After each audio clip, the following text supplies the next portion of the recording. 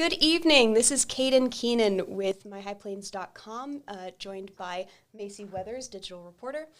We are also here checking in with you this election night with Dr. Darrell Lovell from West Texas A&M and Mr. Aaron Faver from Amarillo College, who we spoke with earlier. Now that the polls have officially closed for the High Plains, at least in the Central Time Zone, we would like to check in with both of you to get your opinions and your perspectives on this election as it's gone so far. Just going around first, is there anything in particular that has stuck out to either of you about this election season, particularly that you've been very interested to follow? Anything that you have found of particular note? Sticking out in this election season, and I don't think it's hard. I think you may find a quicker conversation about what hasn't stuck out. I don't think anything is normal anymore. I don't even know if that's a thing in politics. We were just talking in the conference room about how young voters who, if 2016 was your first election, if you're 25 years old, we were talking about this, you brought this up, if you're 25 years old, you have no clue what a normal election cycle is. Absolutely. It is a very distinct genre that our politics has gotten into in the last decade or so. There's kind of like a rhythm, a natural rhythm of that too, kind of being upset. Because like if you go back to 1964, for example, and look at the Daisy ad, that's a good example of like something being, feeling like everything was crucial. And at the very end of that ad, it says, vote Johnson, the stakes have never been higher. Isn't that how you feel today? I feel like every election that we cover, the tagline is the stakes have never been higher. I've noticed that as kind of a trend. Do you think that's accurate for every election, or do you think there are some more impactful than others? No, it's not. I mean, we've been here for a little while, and we've been talking about how we've been talking for about an hour about this actually, and we've been talking about how you don't really see government work in this way that is immediate or pending, but we talk about policy and politics that way all the time. You hear Donald Trump talk, I mean, the United States could collapse tomorrow if he's not elected, but none of this works that way, right? Like, I don't know that we're not gonna wake up on Thursday when we'll probably know the results, and nothing's really gonna change, right? Like, when we're gonna go about our day, I'm gonna go run. Like, my kid's going to go to school. My kid's in studio with us. He's going to go to school. Like, people are going to get really upset that they got to go to work. It's going to kind of work that way. So I think we do a really good job. And you were talking about this. I'll definitely defer to you on the marketing and the communication part of it. But politicians, Ted Cruz is the master at this, right? Ted Cruz is the master of there's no way I can win without you. Like, I'm an underdog. He's never the underdog. He's probably going to win by 7 points tonight. You think so? Yeah, I think he's going to win by 5 or 6 points. I think he'll beat Allred tonight, probably by more than he beat O'Rourke. But if you listen to him talk during the campaign, he's an impending doom, right? Like, the world's going to fall apart if he doesn't win. Like, there's no way he wins. I think they're really good. They figured out that type of messaging works.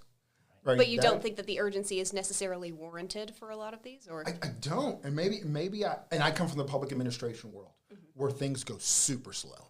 Like, I mean, that's kind of the Zootopia scene where the sloth is working at the DMV. Like, that's kind of how government works in real life. Not all the time, but most of the time. And it's I don't think that the urgency is great for days like today, right? Where, I mean, it's almost like we're at a football game today. Like, I feel like people should be cooking briskets with like butterscotch brownies. Like, it's a tailgate thing. They got pre-games and post-games. We're doing this. But, the reality is and I'll refer to you, but I don't know that anything in government kind of works that way. So what do you think, Mr. Faver? Do you agree with the take on urgency in these elections, or? I think that's the strategy, and it's important, I think, to kind of, we're mentioning that, the importance of understanding that, tomorrow we're going to wake up, it's going to be a normal day, but we're going to have a new president-elect somewhere in there, right? And that does change like the tone of things, because that person becomes the chief spokesman for the country, and depending on how controversial that is or what's coming out of somebody's mouth, and of course also there's so many players at the table here. Right. You mentioned things go really slow. I couldn't agree more. It's when you have so many interests and so many people at the table with this investment and that investment, of course. everything moves extremely slow. So regardless of what people are selling, at that point you've actually got to accomplish it, and that's much more difficult. Well, and I do think that there's a disconnect today that we're not really good. And a part of it may be on us for not educating our students as well, or maybe they're just not coming to us, maybe they're not taking the right classes, like you're not taking my classes. But I think we do a really bad job sometimes at explaining, like, hey, like that's when Donald Trump says he's going to waive taxes for federal income tax, or he says he's going to waive taxes on overtime or waive taxes on tips. Like, that's not how this works. Like, he's got to do that with Congress, and that's going to take time. That budget has to be developed. That budget has to be worked through. But we don't explain that to the American public a lot. And then we wonder why they get disappointed. Like, when you say you're not going to tax us on tips, well, that was an idea. It was a concept of an idea, as we've heard. But it doesn't. The overpromising is Right. such a major issue because it leads to distrust. Right. You have a credibility problem with government, and overpromising is always hard to do that because, of course, we can't deliver everything that we want to be able to deliver, but the sizzle has to come before the steak. So Right. It makes it difficult. You got to be able to sell it, especially in a democratic system where there's so many players at the table. The incentive is all there. Right, and he says you got to have the sizzle before the steak. Like, we're professors, so we do that to keep students. Like, he'll say that, or I'll say nobody wants the labor, they just want the baby. Right? That's a good way to put it. And nobody wants to hear the process; they just want the product. So I think it's a very unique thing. I think it's a great question about is there urgency here?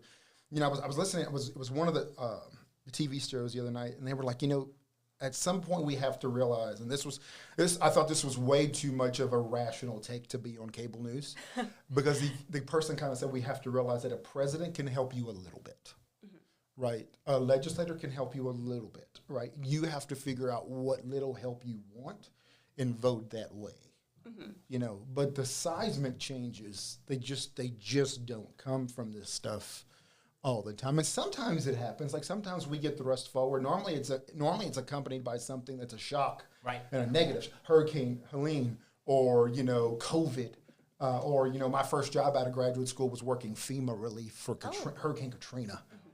Like, those are things that like cause seismic change, but normally they come with a bunch of negative stuff, right? That no one really wants. Sure.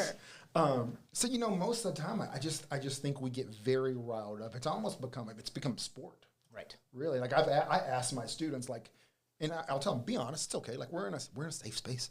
Like, is politics entertainment to you? And they're like, absolutely. Like, this is entertainment. Right. Like, this has become a Amazon Prime TV show. It has certainly evolved that way. I think for sure. Yeah, and the types of endorsements that people get are a part of that same instrument, the marketing instrument side of that. So there's a whole strategic campaign going on all the time. Of course, the parties have an extraordinary interest in dominating what the major points are to kind of consolidate their marketing strategy or campaign, so that, of course, when people think of an idea such as immigration, right, that immediately in your head you've got a tendency to look at who's the Republican and who's the Democrat in this case, and make it uniform.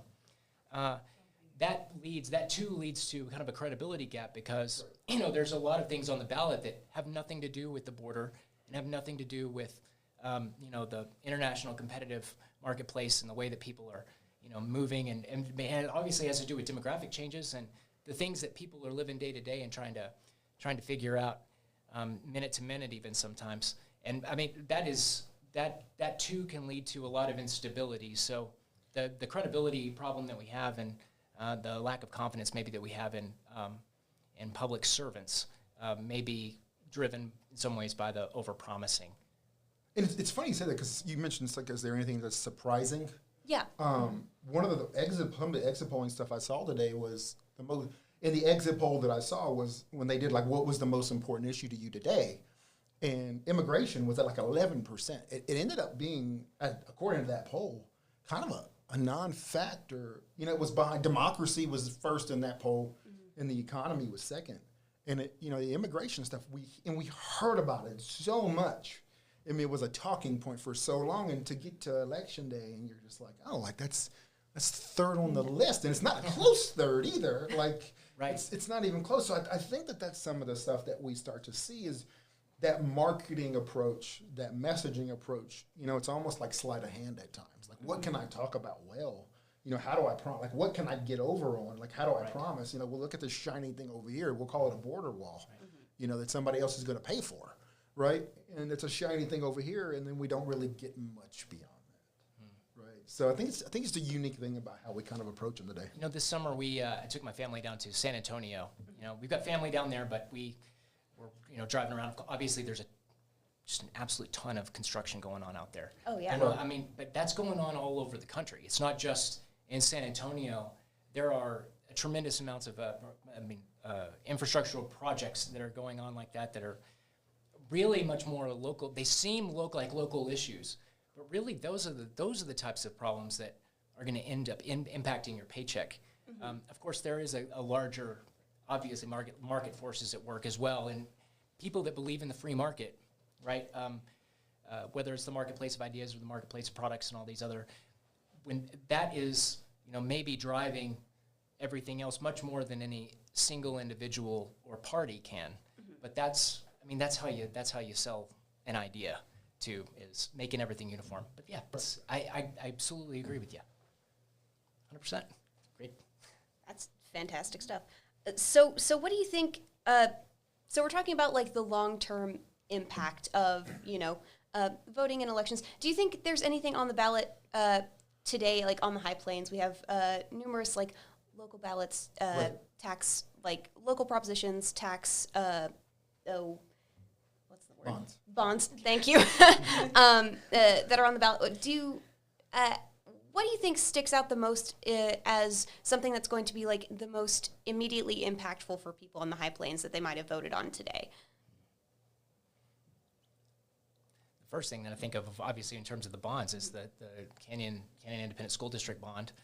It's going to raise the property taxes and ad valorem taxes in Randall County and other, you know, it's. Again, seems like small little marginal things, but that's probably $100, $200, $300 for just regular ordinary people. Again, as you mentioned a second ago, that a president can change, you know, help you a little bit. That's an example of maybe being able to come up with that extra amount, but that's going to go somewhere else. I remember growing up that was always something that was a staple, was, you know, that people are going to figure out another place to channel the money. So, no, I think the bond, there's also a bond and border, the same thing. You know, and these are things like when they sell the bonds, they're selling them on tech in schools and school safety, right? Security, which those things are going to be. Those are the things. I mean, if you really want to look at it, the things that impact us day to day are the stuff that are at the local level. I think to do a little bit. I mean, there's obviously Prop A.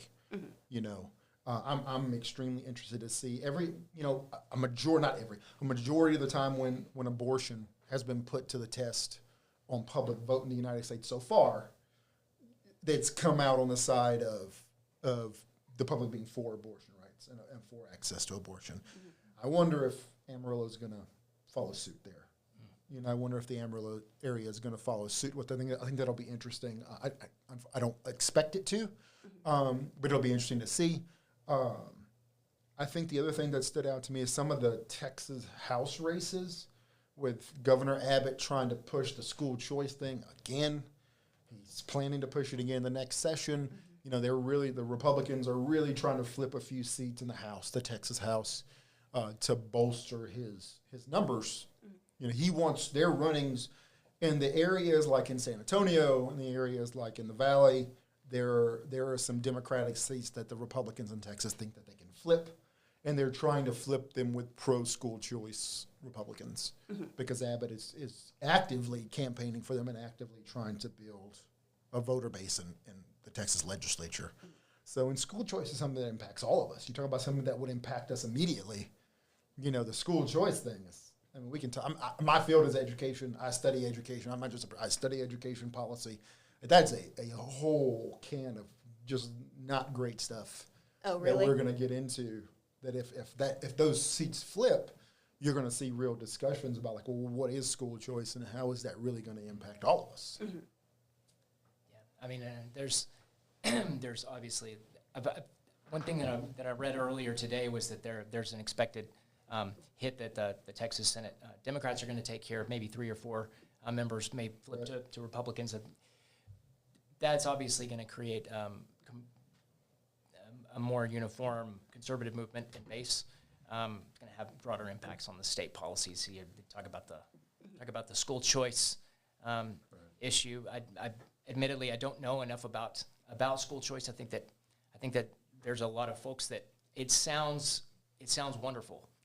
The implementation of it might be more difficult. And when I say that, understand I don't mean that from the perspective of being something that's going to hurt anyone, but something that's going to benefit people. Being able to choose, have more access to their to the choice of where they want to send their kids, whether it's a private school or public school, Right. And that's essentially it. They're trying to make the system more efficient, more credible, maybe in terms of adaptability and agility in the marketplace again. So I don't really know. I mean, I don't know enough about the immediate. That's such an expertise that you have. No, yeah, and not that we want to dive down that policy rabbit hole, but because that's people can get real upset. But school choice is one of the things, and I mean, I think that's the pros for that's the perceptual pros for it, right? Like you give more access, but I mean, if these house seats flip, they're going to have last time there was real debate about it, and it failed multiple times in special sessions, and you go, hey, buddy, like take a hint, like read the room, like you don't need to call a third special session just to get your way, like. But, if this becomes a thing, I think people are going to have to start looking at, yes, I mean, it gives you more choice and it opens up the marketplace, but it's just like any other market, right? Like what happens, I mean, I'm from Houston. It's fantastic private school there, Kincaid. It's one of the top private schools in the country. You think your $9,000 is going to get your kid into Kincaid? Like that's not going to happen, right? Oh. Like, I mean, it's not, I mean, it's Kincaid, tuition. by the way, so is Kincaid the high school where they filmed the movie, what's the name of that movie? I mean, it's an old movie with not Jason Statham, that guy's. Edward James Olmos? What's that? Edward James Olmos? Oh, no, I don't remember. It's very different than I don't Jason remember. Statham. I'm sorry, it's for interrupting, but I know there's a school in Houston that had that movie made. I mean, it was a hilarious movie. I think it may have been even an early Wes, whatever his name is, movie. It's hilarious and wonderful. So Yeah, I'm not sure on that but one. it's there in Houston. Is what I'm saying. But Kincaid's one of the top private schools in the country. The tuition to Kincaid is $43,000 a year. Oh, wow.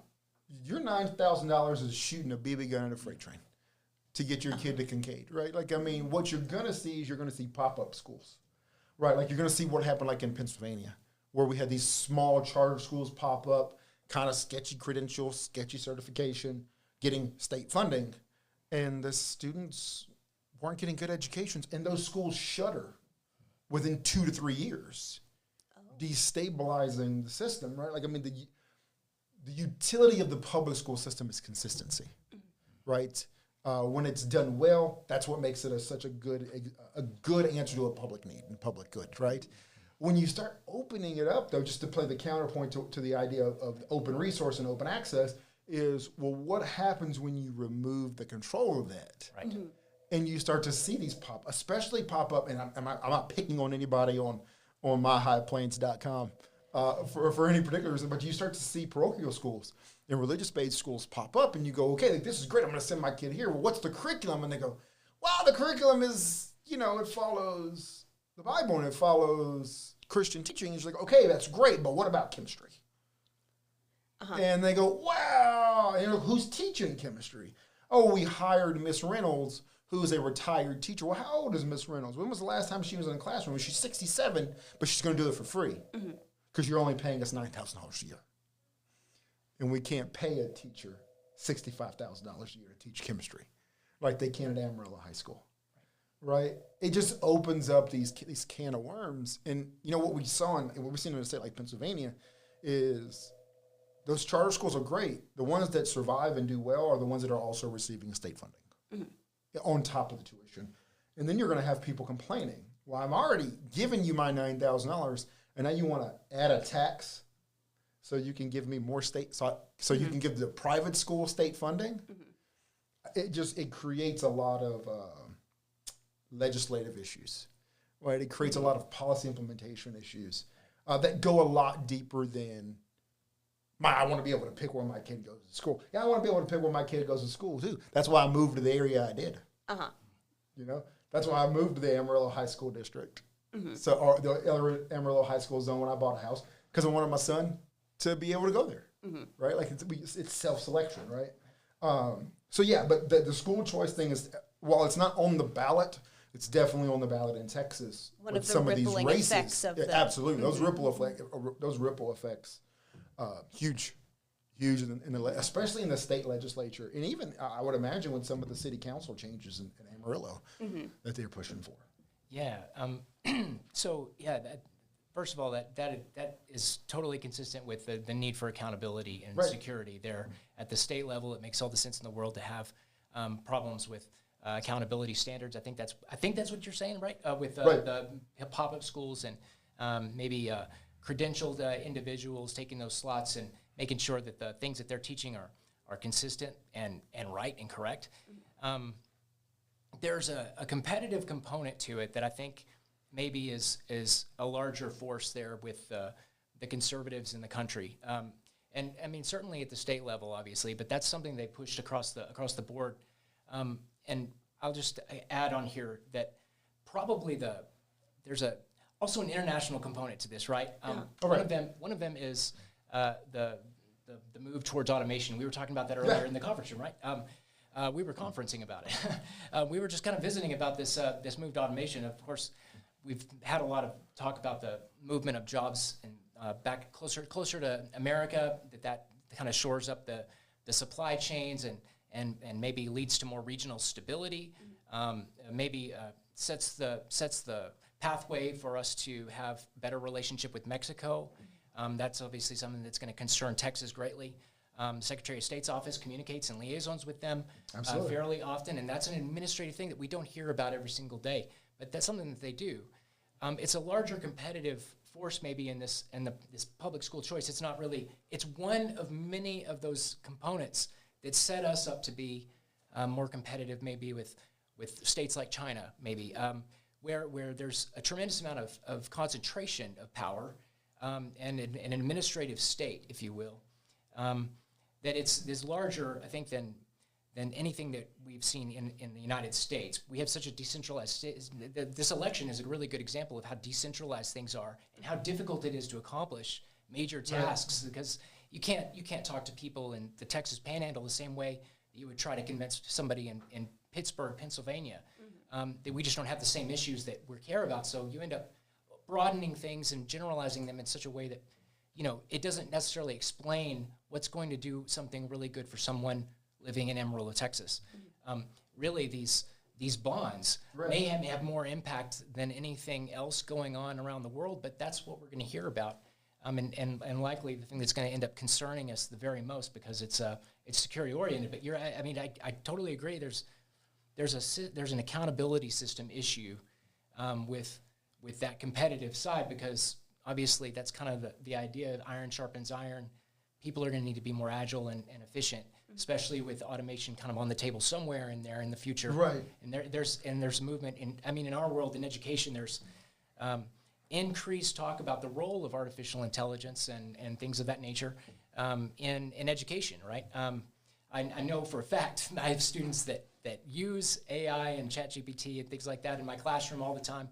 I try to keep up with those things and get AI checkers and do the very best that I can. The bottom line is they're probably those things are going to outwit us at some point with our ability to keep up with, and they probably already are. Oh yeah. We still obviously have a human problem at the bottom line, and that is an accountability issue, right? Where we have to hold each other accountable for things. The best thing about the ChatGPT stuff is when you catch them, you're like, you use ChatGPT, and they go, how do you know that? And I'm like, well, because it cited itself. It said, according to ChatGPT. Like, that's flag number one. Like, maybe edit it next time. Like, delete that part. I think it's write your own papers, kids. Well, yes, absolutely. I think it's an interesting thing when you look at this globally. China, places like China, places like even Russia, to a lesser extent, Eastern European countries, they have the advantage of homogeneity. right? They have the advantage of a society that sees things, whether it's forced or whether it's through custom or cultural relativism. They see things the same way, right? They're invested in the same things. Things move the same direction. Like, we are not like that. I mean, one of the unique things about the United States is the decentralized nature of it, right? I mean, you mentioned it there. We come from very different backgrounds. Or you mentioned, like, you can't discuss the same things in Panhandle, Texas, and Pittsburgh. You can't discuss the same things in Borger that you do in Amarillo, right? Like, it doesn't work that way. Like, we don't do that. Like, I mean, I have students in I run our MPA program, which, if you're looking for a Master's of Public Administration, please call us. I mean, that's what I'm supposed to do here, right? So we have people in there. They come from Borger and the small towns, and they come from Amarillo. We got people coming from New Jersey, and they're talking about the differences in how their cities are run and the things that they face. And we face we're running multiple different societies within these small chapters, like within these small states or within bigger states or within the nation. And to get us to kind of get on the same page is very difficult. Right, like, so that's the disadvantage for us in the international game. When you look at that in, like, automation or in education, I think it's unfair to say be like that. Like, everybody wants to compare us to China, right? And I don't know that we're talking about apples and oranges, right? Like, we're talking about difference in cost, difference in labor demands. We can, if we want to get into this on the presidential side, the tariff discussion with Donald Trump's, we're going to tariff them 200-300%, and you go, wait, it's a bad idea. And why? It was because we pay those tariffs, and, like, no, you don't. Like, they pay them. Like, that's not the way this works. Then when you look at it, you talk about moving manufacturing here, and you go, okay, what does that mean? It almost seems like sometimes we talk about and we were talking about this earlier. We're talking about our economy. On one side of this discussion, we're talking about an economy that almost sounds like it fits better in the 1970s, right? Like, it's a low education economy. We're going to bring manufacturing jobs back, and we're going to bring these jobs that are blue collar. Well, I hate to tell you, but most of those blue collar jobs are automated now. We don't need people to fasten widgets. We don't need people to screw things in. We need people to run the machines that do that stuff, right? Like, it's not the same thing. Moving the plant from Mexico. The plant is in Mexico for a reason. Because it's cheaper. Moving it here is going to be more expensive. The people that are going to do those jobs are overeducated here, and they have higher wage demands, right? Like, it almost seems like on one side of that debate we're talking about with China, it's almost like China is very much a 1970s U.S. economy. They have a lot of blue collar workers. They have a lot of people they can pull in out of fields. They have a lot of people they can pull in out of agrarian societies that see automation, they see manufacturing jobs as a step up. We are the opposite. We are an overeducated, over-individualized, and I don't say that was bad. Those are good things. Like, we are overeducated, over-individualized workforce that are not looking for the most part, especially not people that are 30 and under. They're not looking for jobs where they have to screw things in. They're looking for jobs where they can write the code for something to screw those things in. And that is a different view than some of the economy stuff we're hearing about. And then on the other side, we're probably getting a little too much. Well, we're going to give you $50,000 to start a business. And we're going to give, but what's the check on that? Right? You're going to give people $50,000. Well, that's great. But what's the accountability structure around that? Like, do they have to produce something in the first 2 years? How do we do that? If they fail, we're just going to give $50,000 to business people who want to open up, Taylor Swift knockoff businesses. Right? Like, and that's not going to be successful. We're just throwing away money. So it's almost like we're talking about two economies that we're not really sure how they're going to work. We don't have a lot of meat on the bone. And then we throw in the thing of, we got to compete with China. We got to compete with Mexico. And it's almost like we're setting ourselves up to not do well. Like, I don't know that we've almost created so many questions. I don't know if there's really answers anymore. Not clear answers for sure. Right. What is it in International Plus? They call it the shadow of the future, right? With regard to our actions day to day, we don't really know what the impact of those is, second and third degree impacts and things that we didn't ever intend to happen. Yeah, so decentralization has that component to it. There's also like a strategic security strategy, I should say, regarding that too. If you think about the number of computer hacks and liabilities there are, day to day, and the number of attacks that go on day to day because we have such a global ability to understand each other and information and, you know, the internet and the things that it's helped us with in the last 30 years, you know, and the things, of course, that it's also created new problems. What I'm trying to say is that too has a decentralized aspect to the security side of it. The election thing, for example, the inability for maybe one single country, and that's not an invitation. Like it's absolutely something that we adhere to, is that states, you know, for example, take administrative control over elections, and that we have people we can trust who are running elections that are local people. They're not from out of town. They're not out of state. They're working within that county, and they're people that we all know and trust. And so when we see them, you know, they are providing credibility to that system. And why the reason it matters here is because security, like cybersecurity, for example, yes, the ballots are electronic, right? The fact that they're not connected to the internet is a serious thing to not be talking about. They're not connected to the internet. That's a serious security, credible security problem that they have addressed already at the local level. And so I think that those types of things too, like, can lend a lot of credibility to some of the other debates about, like, school choice, for example. That maybe also leads to greater credibility in the type of education that we're getting, because it's a more agile creature to change alongside. But you don't want to just create people that want to work in the workforce. That's not something that we do. We don't want to create ants or more ants, because then you're gonna need more uncles, right? I just tell my kids a dad joke, but yeah, I mean, it's difficult because you want to make sure that people are finding meaning in what it is, in what they're doing day to day. And when you're trying to get consistency at the same time that you want people to find meaning, sometimes, you know, things happen. People are people, and we make mistakes, but at the same time, you know, we do all these great things. But yeah, it creates an inconsistency problem, an accountability problem that has to be addressed. And maybe that's more of something that can be done at the local level. We can protect information at the local level in ways in unique ways that maybe if we put all of the information in one city and one database, it can be hacked, right? Taking those and compartmentalizing them might be the most strategic security way of, or securely put that information in one place. I don't know if I'm trying to make sure that I cover all my bases there, that decentralization can also create, you know, a tremendous security advantage that places like, you know, China and Russia, people that favor different values, maybe a lack of interest in private property ownership. There's a value conflict going on that's maybe a little bit greater, market-oriented, that can be also part of that strategic communications thing. So I'll offer a couple of counterpoints on that. One, I agree. The decentralization, especially in the electoral process, is fantastic. You know, I don't know that I would ever. I don't know. I guess I don't know anybody that knows enough about it that would ever advocate for a federal election system. Right? Like I don't think that's what anybody's talking about. No, but I think people are very comfortable with local electors, the people that are working the polls today. You know, having that ownership over it, making sure that we're good. You know, it limits a lot of the trouble, especially trouble spots you can get into with the federal government. So I think that's important. But you know, we also see now, when we start to look at that threat on the decentralization, you know, we talk about it, maybe the diffusion of it makes it a little more secure.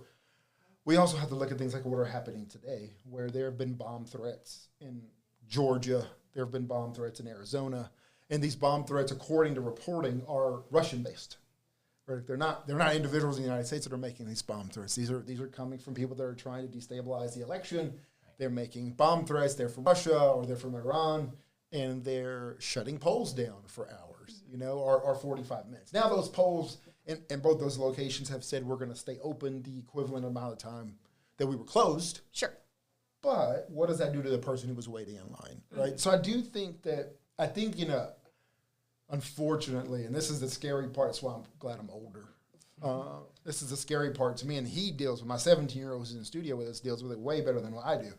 But like the world from that perspective, like that is shrinking so much, right? Like, I mean, you would think the conventional wisdom is that they are separated and they are diffused. Like the instead of attacking one system, you got to attack 50 systems. Good luck.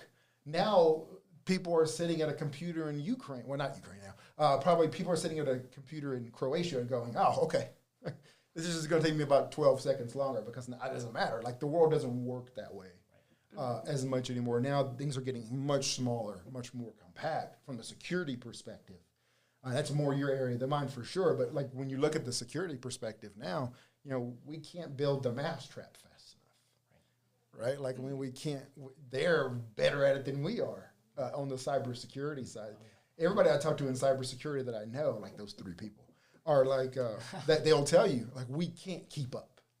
Like we build the trap, and they've already moved on to the next thing. All right, so that from the security perspective, they are. I think that a lot of those folks are almost at the competitive place that America is in terms of business, enterprise, scientific research, all those different things. They're putting their very best, right, in filtering them into how can you attack the United States in some way and get a piece of information nobody has, or whether it's intellectual property or otherwise. How do you get a competitive advantage on the United States? Mm-hmm. So from the scientific perspective, or the security of that information maybe, or the advanced modified genetic whatever it is that they integrate agriculture and large, what are the GMOs? Yeah, for sure. This is a critical issue, for example, that in that world, the very best is going to the attack. And if you're a boxer, like in a boxing ring, I love watching boxing. I don't get to do it as much as I wish I did. But in a boxing world, like you always stay in a position of power, and it's hard to get onto offense once you're on defense in that world of cyber communication. Of course, also what we might be doing to other countries. The whole glass house thing applies.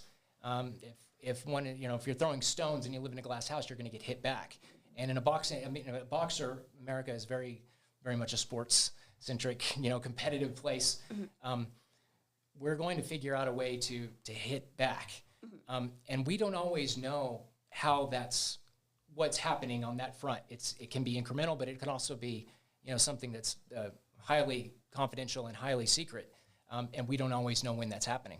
So it makes it difficult to judge accurately how competitive the United States is in that world. So absolutely. I'm so sorry to segue from talking about election security, election processing. I did just get informed that we have an early voting update for Randall and Potter counties specifically from early voting, and I would like to go ahead and take a glance at the numbers and see what we're looking at right now. So if you'll look over here, it looks like so far we have, with 53% of our counties reporting, Donald Trump is in the lead in Texas for the presidential race, and Ted Cruz is in the lead for the Senate race against Colin Allred. For the city of Amarillo, we have Prop A, the Sanctuary City proposition. That does seem to be, with 22% of the votes counted. We have just under 59% of the votes are against Proposition A at the moment. 54% of the votes are against Proposition B. We have against also in the lead for Proposition C, D, and E. It seems pretty straight. Oh, wait, no, my mistake. Proposition E has 54% for. So Proposition B, what was Proposition B? Proposition B is currently 54% against, with 22% of the votes going. So now that we're starting to get voting totals in, I would like to get your perspectives on the races that we do have on the ballot. What do you think? What are we looking at in your perspective? You mentioned earlier you expect Cruz to win the Senate seat.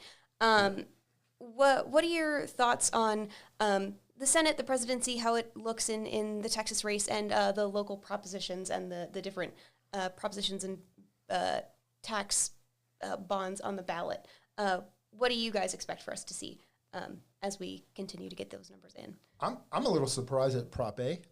Obviously, we're at 20%, so we're not fully there. It's still pretty early in the race, or pretty early in the counting, I should say. That is a surprising thing for people to be against Prop A at this point. I would be. I think the betting line on that. Not that I'm advocating betting kids. I think the betting line on that would have probably been for that to be supported. So that's a little bit of a surprise. Well, I guess we got to probably wait on that one to see if. Oh yes, these are very certainly early numbers. But I'm fairly surprised at Prop B that it's failing. I know that there was a big push against district voting. The at-large. It has been very interesting to me to hear the arguments for and against at-large voting or at-large representation at the local level, because a lot of our metro areas do district representation. They do. They're not at-large. Houston's a mix. Dallas is a mix. Abilene is a mix. So having all the seats at large has always been kind of unique to me, especially kind of from where I come from and kind of studying it from the way that I study. So I am surprised.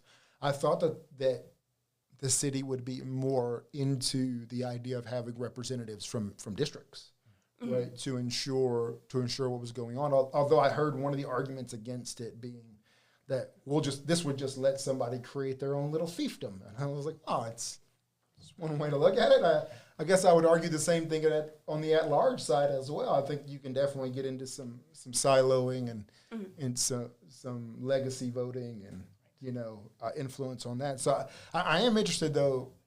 I got to say, I thought both of those would be trending in opposite directions.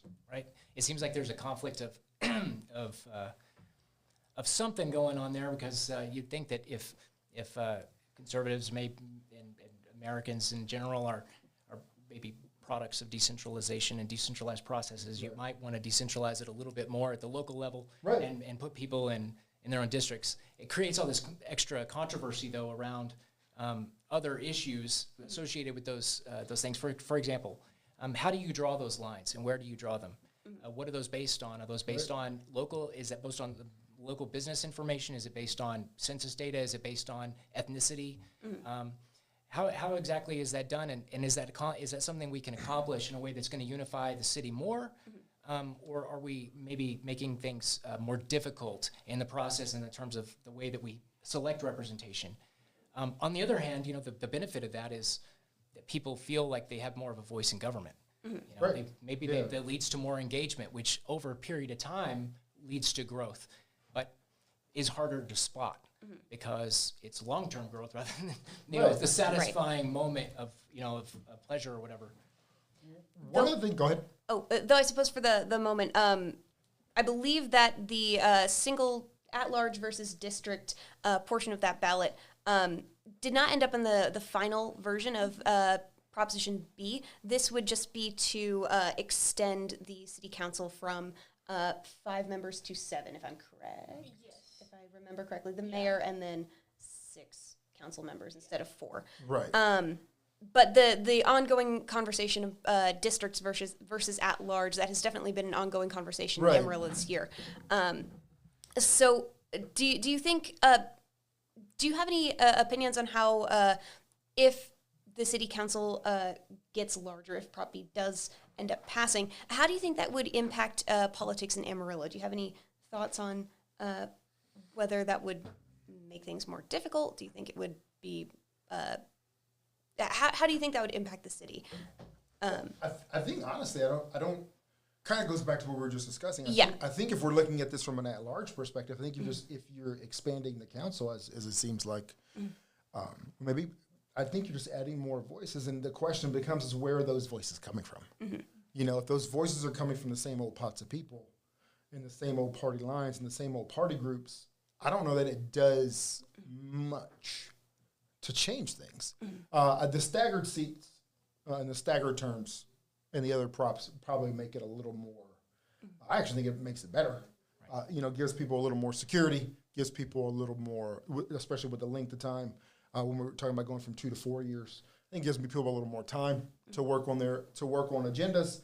As we talked about before, things don't happen very fast. But I think that if we're just adding folks that are coming from the same Democrat and Republican Party that are selecting the candidates, I don't know that it does. I don't know that it changes the dynamic much. Versus sticking with the at-large, which we didn't do, versus district representation. I don't think that it makes that big of a difference if they're coming from the same lots of people. Right, and if you look at Prop B and Prop C, I believe it's Prop C that's the one that extends also the length of the terms, right, to 2 to 4. Yeah. That also, let's look at the model of like the state of Texas, the House and the Senate. It's almost like it's making more of a Senate type of appeal to that local. Right. You know what I mean? It's like a template, if you will, because there's again accountability in the fact that they have longer terms because they are able to maybe accomplish more without the political pressure day to day of I've got an election next year. I need to make sure that I'm doing stuff that I can put on my resume so that people know that I'm working for them and working to improve their lives. And that maybe makes, in some ways, for a city like Amarillo, it might make governing more difficult. Because it might make governing more difficult because the political forces, which are really quite reactionary in nature and not really very long-term growth driven, right. They're not necessarily driven by the same people that are running the businesses or thinking about running their households day to day. It does create quite the wedge, but it's nothing new, right? It's nothing new at all. It's old. I think it definitely goes down. It comes down from my view, especially as an outsider to Amarillo. Amarillo is very much this is the way we've always done things kind of place, right? And sometimes I tell people, I'm like, that's not always the best reason to do things, just because it's the way you've been doing them. So you sit there and you go, yeah, I hear that, like I hear, oh, well, that's not, but when I hear the words like it makes us less reactionary and it makes us more thought out and it gives us more time, like my administrative brain goes, those are good things. Right. Like that'll actually allow us to benefit. Sometimes it's okay to see the forest and not be so focused on the trees. Right. And, I think that that's really how we look at that's really what is on the ballot. How do we want our council to go and what do we want the council to focus on? I think that would be from a governing perspective, from an implementation perspective, there are positives there. Now, from a business perspective or from an individual perspective, I can see why you may not want that, especially when you're not used to it. Change is scary for a lot of people, right? Especially in Amarillo. Change seems to be not high on our priority list. We don't like change too much here. From the 6 years I've been here, when Amarillo is not a change kind of place. So I do think I think it's interesting that we'll see. I'm very interested to see later tonight, like where those numbers are, to see how people are supporting it or not. Once we get more of that vote, because I think that's a very interesting. I think it's a very important thing to look at from local politics. Is what are we investing in our government? What are we investing in council? Do we seek? And I think it goes down part of this, and we haven't discussed this yet. But I also think it is indicative of how we see the council. Is the council about implementation and administration, or is the council about power? Right? If it's about power, you check power with more frequent elections. Like that's the way you check power. But if we want to invest in a council that is growth-oriented and progression-oriented, administration-oriented, you allow for that by giving them more times to get things done. And I think this is a referendum. Like this is going to tell us how Amarillo sees its governing body. This brings me back to the founding of the United States. So James Madison, his perspective on democracy, it's almost. I've seen Hamilton. I know that. Oh yeah. I learned so much from that musical, right? It's such a good book. I had no idea who Aaron Burr was. So.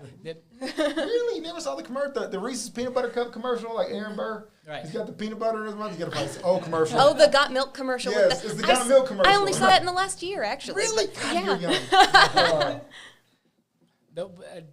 The reduction of the threshold for recall votes is another issue of like being able to check power, being able to make sure that there's popular consent to what is happening and a limited government nature to the local political scene, and the day-to-day governing operations, making sure that it doesn't get too expensive that's on the other hand, this is a classic argument, like a Madisonian device almost, just like federalism in some ways, that we need to maybe reduce. This is probably a controversial idea, but this is James Madison. Reducing the democracy might be one of the ways that this approach is, because we're increasing it by doing things like lowering the threshold for recalls and initiative, and putting things on the ballot and things like that to be able to get rid of them.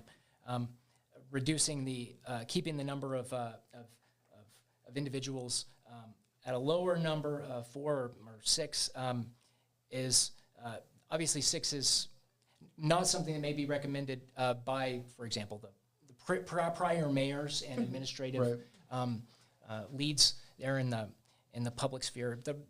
The bottom line is, do you increase the administrative side to deal with the real day-to-day lives of your citizens, or do you increase the democracy side to try to make that maybe political argument in some ways maybe more reactionary?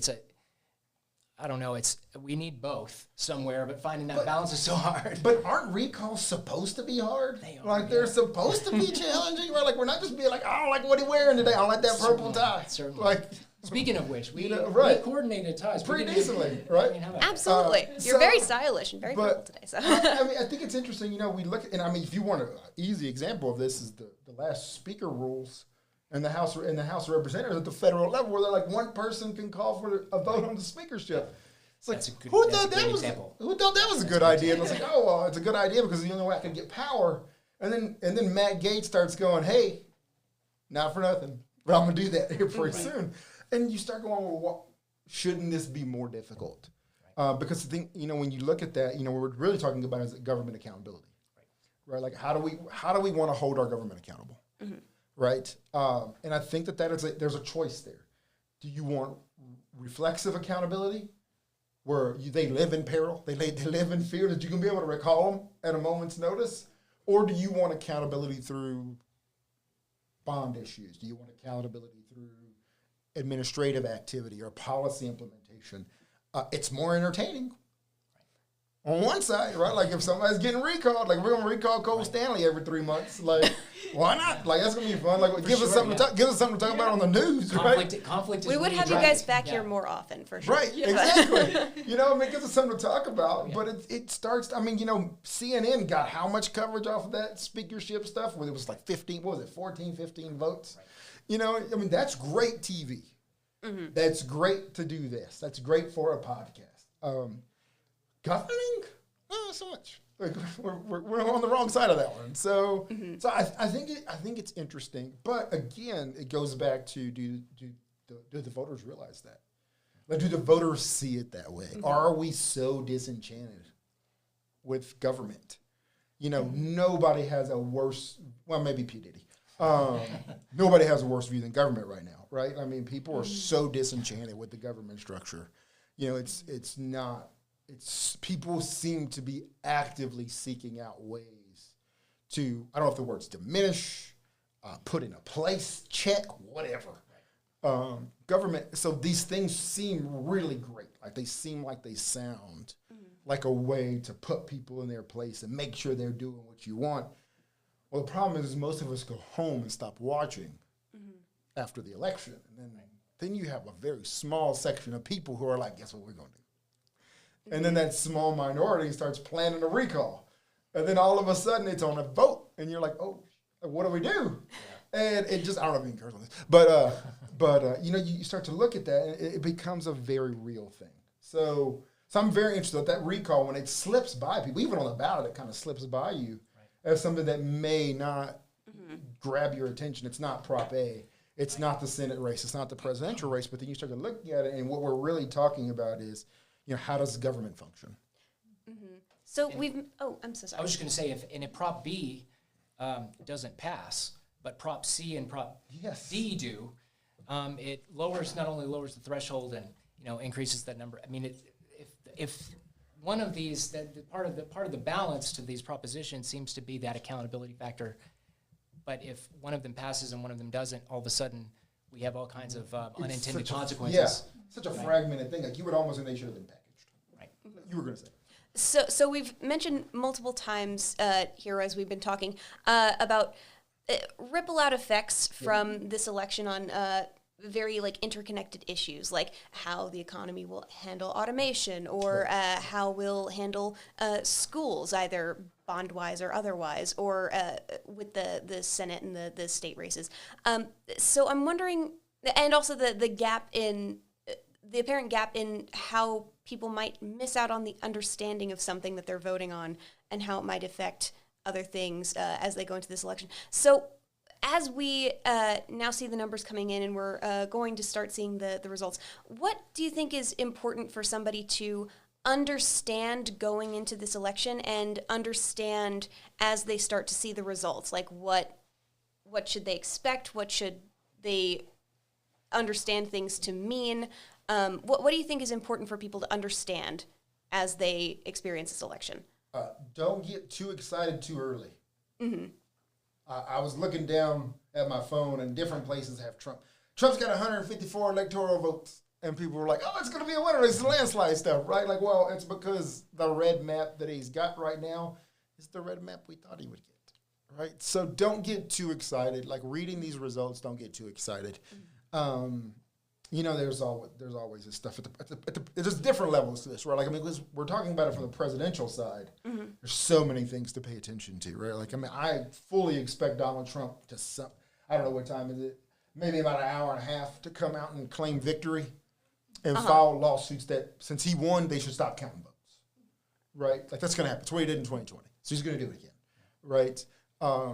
You got to kind of not get too caught up in the horse race of it all. The horse race. We teach our students about horse race journalism, and how negative impact that is. But y'all don't do that. Yeah, we try not to. Right. And so it becomes kind of this. Some of these stuff I would say watch out for is don't get too excited about things. We just talked about all the propositions. They only have 24% of the vote. Mm-hmm. Counted. Like, I mean, it's such an early thing. Will take a while. Now, I will say, if you're looking for things, I really do believe that Ted Cruz, this is a non-factor election for him. Like, I mean, he's going to win. You think so? Yeah, I think, and we can talk about that if you guys want to dive, because we haven't really talked about the Cruz race.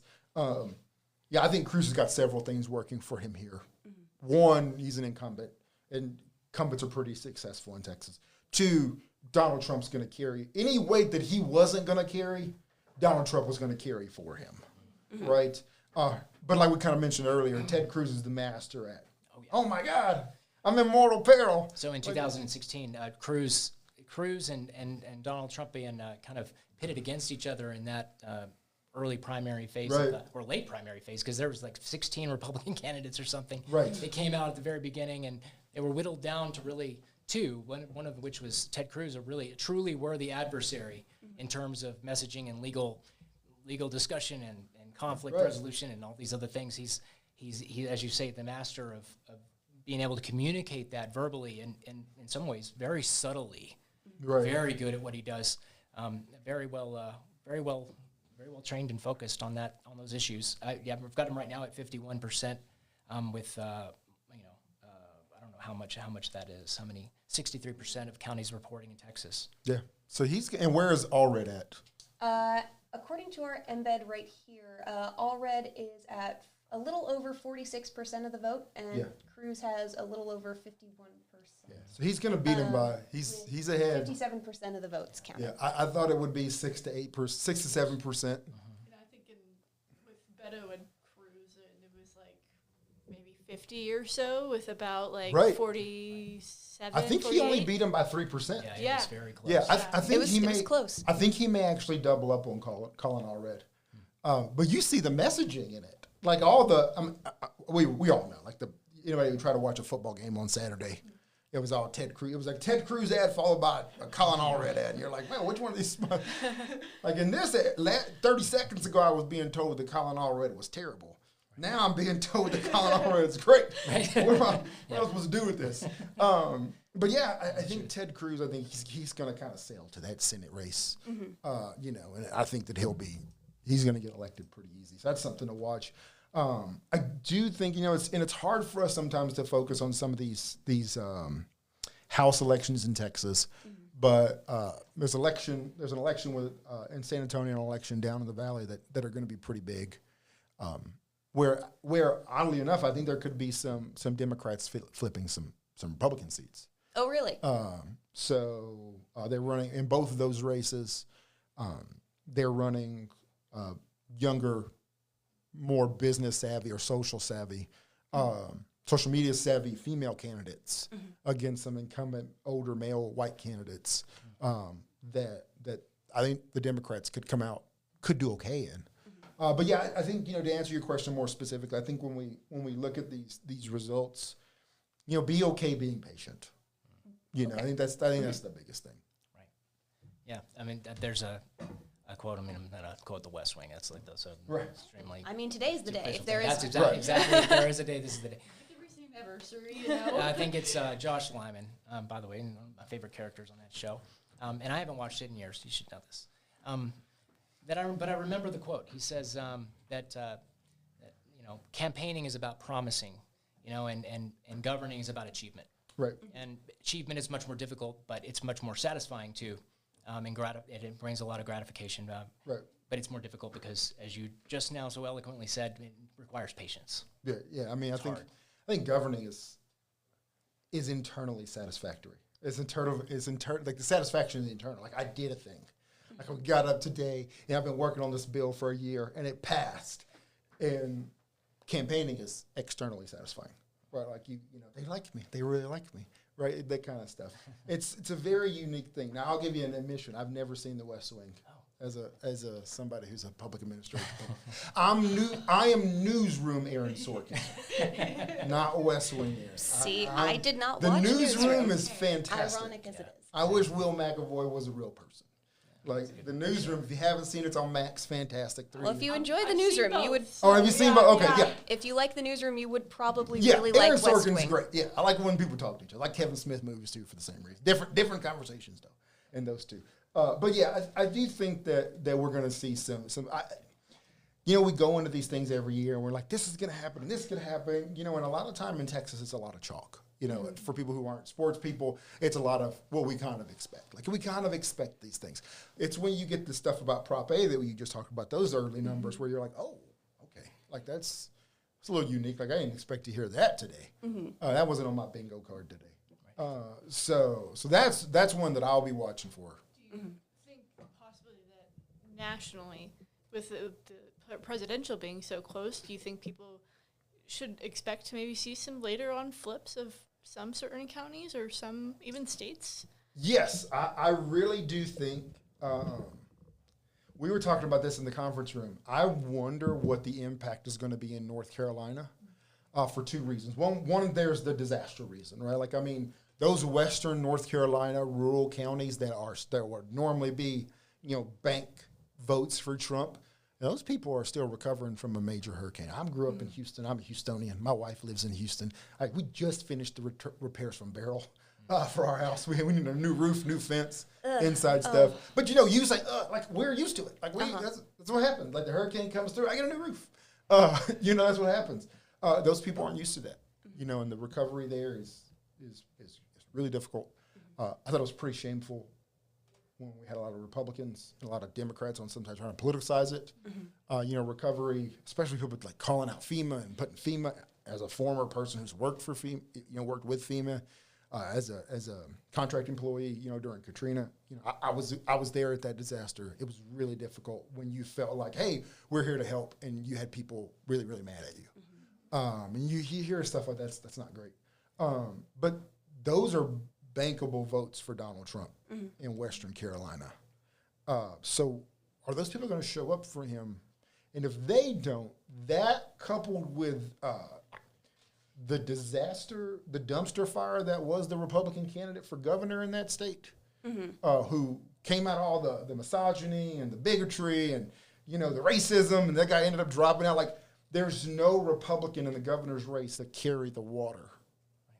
That's an interesting point. So when you look at that coupled with maybe some of that, when you look at that coupled with some of the western counties that may not be able to come out in force for Donald Trump, you wonder if North Carolina is more in play than people thought for Harris. So that's one. My wife lives and breathes politics. She's an English You professor. mentioned that earlier, yeah. Right, like she's an English professor. Like she's like, oh, like I love like her, I love C.S. Lewis and all these things. That's what she does. And then she pops up and she starts watching CNN every day, and she's like garbling it up. And I'm like, she's like, you hear this? I'm like, nope. So like when we talk about it, that's the kind of how we where are the surprises? Like what are the things? And we were talking about it earlier today. Like Harris does not. Trump's path to 270 is much more narrow than Harris. The Jenga tower isn't nearly as stable on Trump's side as it is on Harris's side. Harris has got some paths. If Harris wins Wisconsin and Michigan, she doesn't really have to have Pennsylvania. She can hit North Carolina and she can hit maybe Arizona and be okay.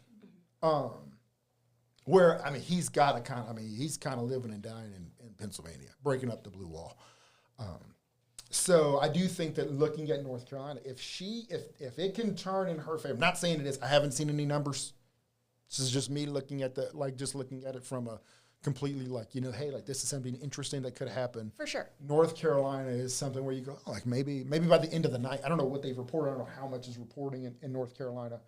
But that would be that was one that I came in looking at. Like there are some factors that may work against him here. Mm-hmm. Those rural red counties out in Western Carolina, they're not there. I mean, are they going to have the voter turnout? Mm-hmm. In those places, where's the polling place? It's a very difficult thing. Mm-hmm. And then you look at the governor's race where there's no really strong. There was no Republican candidate for governor because the guy dropped out of the race. So you wonder if that's going to... It's a serious problem. It's a serious problem for Republicans in that state, no doubt. Right. I don't know what they're going to what they're planning there, but I know that there's a couple of numbers here from North Carolina. It looks like there's let's see which county is this. This is Clay County and Cherokee County and Swain. Some of the western counties there. They're not obviously the numbers are not completely in, but this is also kind of maybe a more sparsely populated part of North Carolina, as you mentioned, maybe more of a frontier mindset, but going through a lot of difficulty with right. As you mentioned, the storm and the cataclysmic events they had there. Yet, right now, what they're reporting, of course, and this is again not necessarily indicative of the state, but it's some of these counties are 38%, 48%. One of these is 89%. This would be Airedale. I don't know if I'm pronouncing that correctly. Airedale County. Yeah.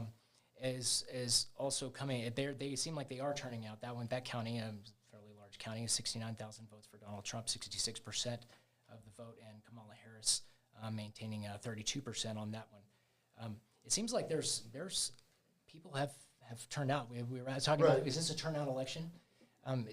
Maybe. I guess we'll have to see. Now, in North Carolina, they're doing it on CNN. By the way, I need John King's board from CNN where he can do the things. I am very jealous of Steve Kornacki personally. Right, yeah. Steve Kornacki. I assume those guys are like, this is Super Bowl. This is my Super Bowl today. Right. But, you're looking at, I just saw, he looked at the county that Charlotte's in, and only 9% of that county is reporting. When you look at these smaller counties, I do think it's a numbers game. Right, like it doesn't seem like you mentioned percentages there, but I think we have to look at the raw numbers. That's right. Are the numbers higher than they were in 2020? Because if Donald Trump takes if Mecklenburg County is 38,000 people, 38,000 votes, but this time it's only 35,000 votes, and that's a pure red county, that hurts him. Because they're gonna come out, and we were, when we talk about this being a turnout election. The rule typically is if it's a turnout election, the Democrat wins, right? When more people show up to vote, the Democrat. Now, that's what history says. Not saying it's going to happen tonight, but history says if more people show up, the Democrat normally wins. So if this is a turnout election, it really becomes, where is the pockets? Or like where is the pluses and minuses? Where are the pluses and minuses coming from? Same thing in Michigan. I was reading a couple weeks ago. Michigan has voted for a Democrat. Michigan has went to the Democrat since 1992. One time it didn't, 2016. 2016, also the only time in that span of the 22 years that less than 49% of Detroit came out to vote. Oh, really? When more than 49% of Detroit comes out to vote, the Democrat wins Michigan. Point blank, period. It's such a numbers game.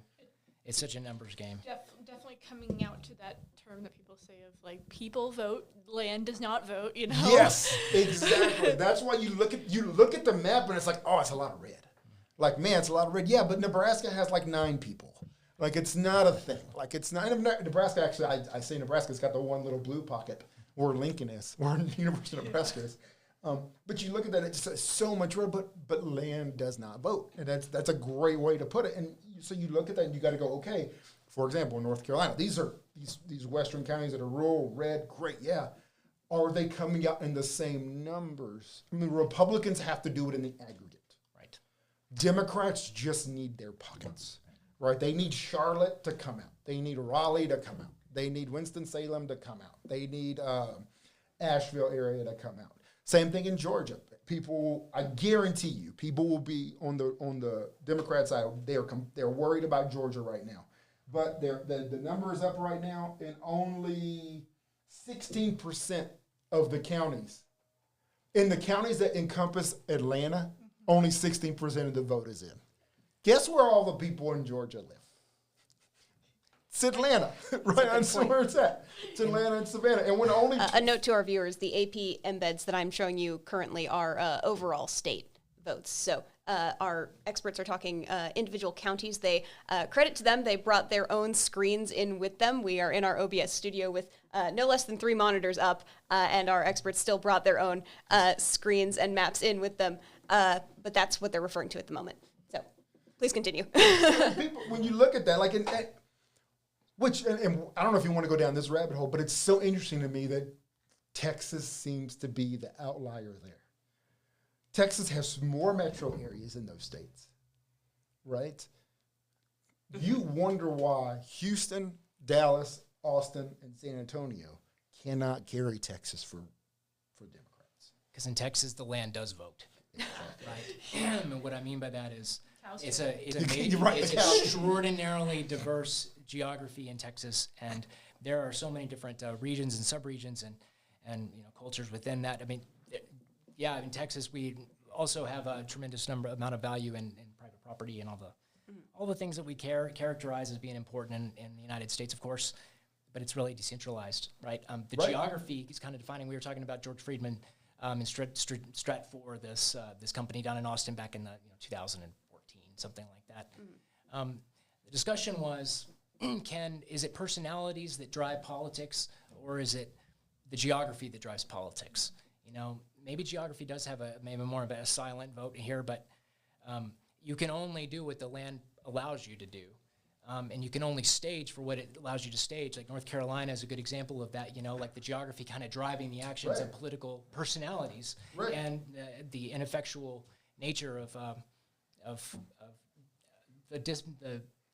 I guess you could say the lack of power from the political side and the inability to mobilize is in some ways not really about an individual person at all, or any one person, but truly a geographical problem, because it requires all these logistical services. And you're talking about Katrina and the difficulty of accessing people and making sure that they were safe and trying to find bodily remains and things that are just absolutely abhorrent and wish we didn't have to deal with, but are part of the circumstances of the amount of water, the ability to access those people in those situations, getting them food, and it becomes a logistical problem. But we do have a system of accountability where we want to make sure that people are doing the very best that they can.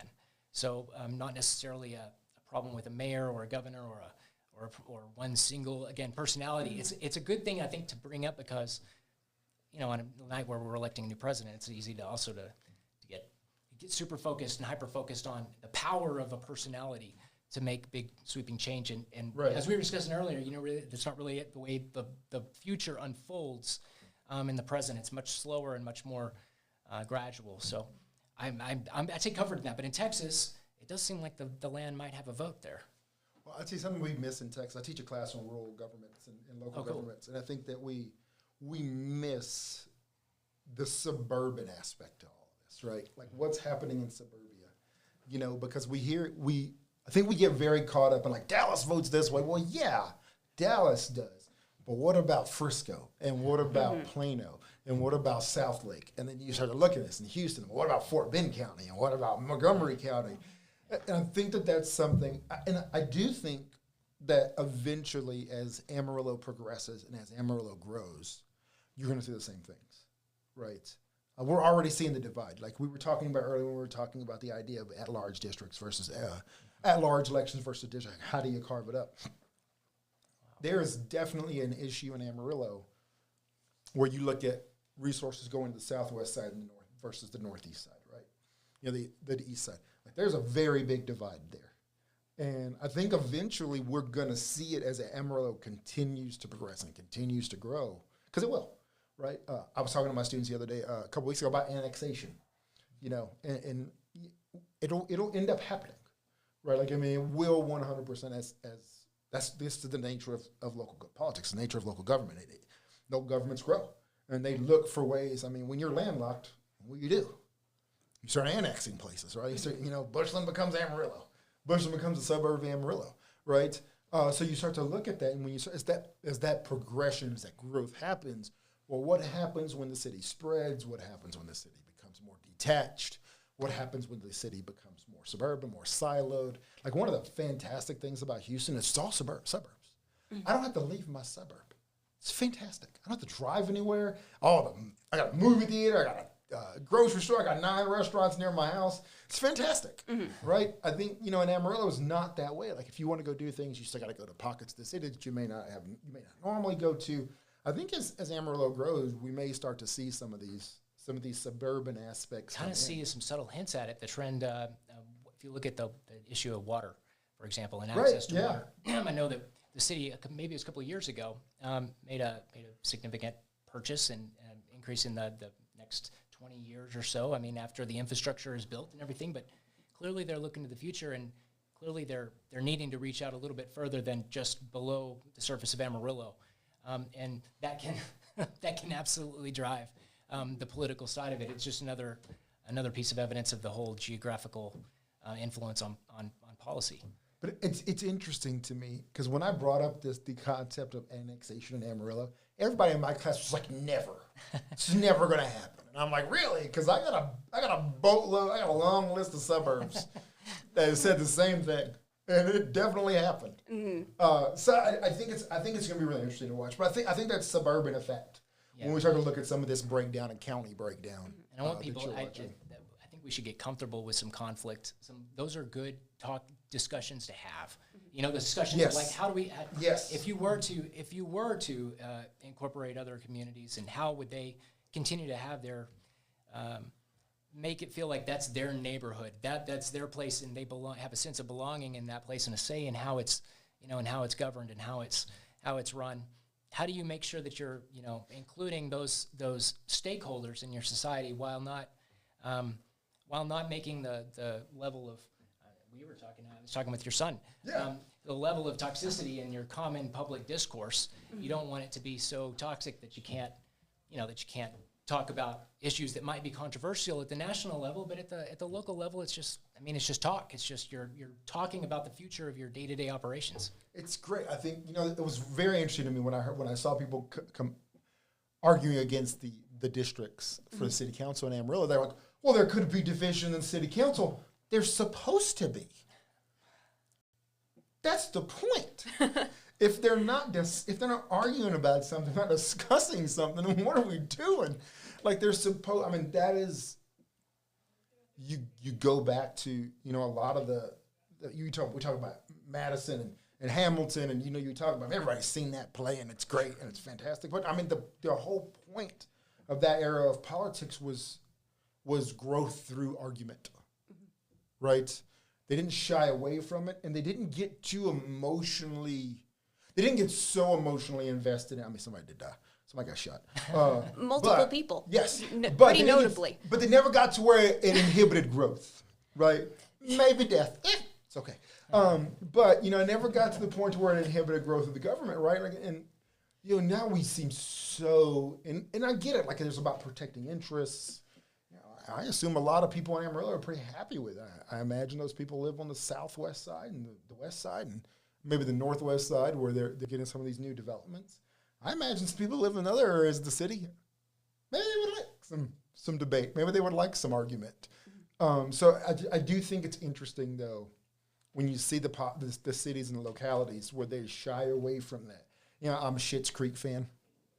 And they talk about the town council there, and they don't like the guy, Chris Elliott's character. I've never seen that show. Fantastic. David Rose is worth the price of admission. I don't know how he didn't get more awards. Daniel Levy was fantastic in that show. But, you know, they have the town council, and they don't want people that are going to destabilize them. They don't want people that are going to argue. Well, that's the point. Right? That's the point of government. Very few things get better in politics. Very few things get better, especially in policy, when there's nothing but acquiescence, and there's nothing but status quo. There needs to be, there needs to be. You don't want to. It's positive destabilization. If you believe in competition, you believe in competition. Right. If you believe in the discussion is a competition of ideas, right? Mm-hmm. You want to make sure that you're making the very best arguments. If they're weak arguments, then we don't need to be validating those arguments with policies that just make them last longer, right? At the same time, there's also significance there in the founding fathers. For example, James Madison's letter to Thomas Jefferson, or his letters, I should say, to Thomas Jefferson, and some of them, by the way, are in cipher. Like they're they're totally on another level of communication, is what I'm saying. Like they had a whole secret code, and it was almost like it was fun and entertainment, maybe in some ways. Yet, Madison is deeply concerned with making sure that the states ratify the Constitution. What do you need to be able to ratify? You need consensus. What does consensus require? It requires homogeneity, right? Compromise. So, compromise. Yes. You have to be able to concede certain things that you might want in order to accomplish larger objectives and larger goals. And so, where is Amarillo sit in that? I don't think there's a James Madison necessarily. Present in any of our public discourse. On the other hand, you never know when somebody like that's going to pop up. It's fascinating to even contemplate the idea of there being six, as small of an incremental idea as it is of having 6 members on the council, leads to growth maybe in those discussions, maybe more of a polarized city because they're specifically compacted into one district, and maybe that can lead to the opposite and unintended consequence of trying to give people more of a voice. I think that in Houston, if I recall, there has been some issues with that, specifically over the redistricting and the lines there in Houston.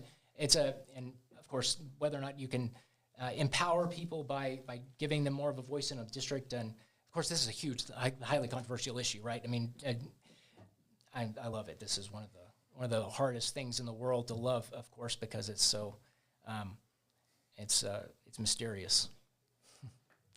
That's fair. Well, we've been going for quite a while, so I'll let you take a break. But thank you so much for your time. I will definitely be checking in with you guys later this evening, and as we continue on air and online for our election results as they continue to come in. Thank you all so much for watching. We will see you shortly with more coverage from your local election HQ. Thank you again for being with us.